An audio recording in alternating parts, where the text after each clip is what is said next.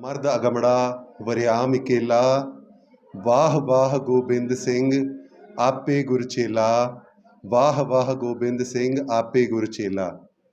आज एक खूप मोठा दिवस आहे सिख समाजाच्या इतिहासमध्ये। आजच्या दिवशी 10वे गुरु धन श्री गुरु गोबिंद सिंगजी महाराज यांचे या धर्तीवर आगमन प्रकाश झाले। त्यांचे आगमन पटना शहर येथे झाले होते। त्यांच्या आगमनाच्या दिवशी सगळ्या जगात कार्यक्रम आयोजित केले जातात। तसेच अहमदनगर शहर येथे सुद्धा गुरुद्वारा भाई दयासिंगजी गोविंदपुरा येथे मागच्या आठवड्याभरापासून वेगवेगळे कार्यक्रम आयोजित केलेले आहेत। प्रभात फेरी, अखंड पाठ, जायब जाप, कीर्तन, लहान मुलांद्वारे हजूरी रागी जत्था भाईसाहेब पदम सिंगजी, तसेच मिठा टिवाना पंजाब येथून आलेले संत सुरेंदर सिंगजी जत्था हे मागच्या 4 दिवसांपासून संगतला कथा कीर्तनद्वारा मंत्रमुग्ध करत आहेत।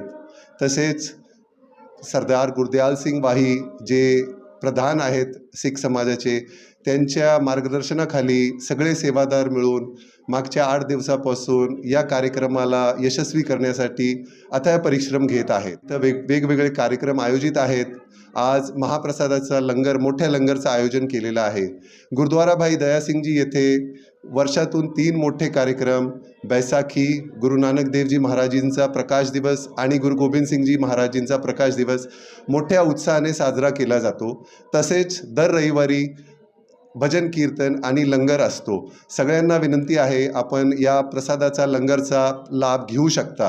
हे कार्यक्रम दर रविवारी 10:15 ते 11:45पर्यंत भजन कीर्तन, त्याच्यानंतर लंगर सेवा अतूट असते। तर सगळ्यांना विनंती आहे, आपण सगळे या ठिकाणी येऊन कीर्तनचा आणि लंगरचा प्रसाद घेऊ शकता।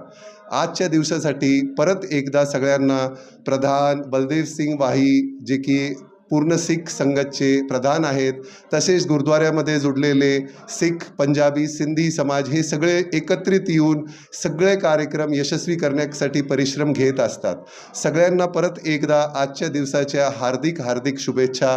गुरु गोबिंद सिंगजी महाराजांचे आशीर्वाद आपल्या सगळ्यांवर नेहमी असो। गुरु गोबिंद सिंगजी महाराजांनी आपलं पूर्ण आयुष्य लोकांच्या भल्यासाठी घालवलं। आई वडील तसेच 4 साहेबजादे सगळे पंथाच्या शुभ कार्यांसाठी त्यांनी शहीद केले आणि आपला आलेला जीवन हा यशस्वी केला। सगळ्यांना परत एकदा आजच्या दिवसाच्या हार्दिक हार्दिक शुभेच्छा। वाहिगुरु जी का खालसा, वाहिगुरु जी की फतेह।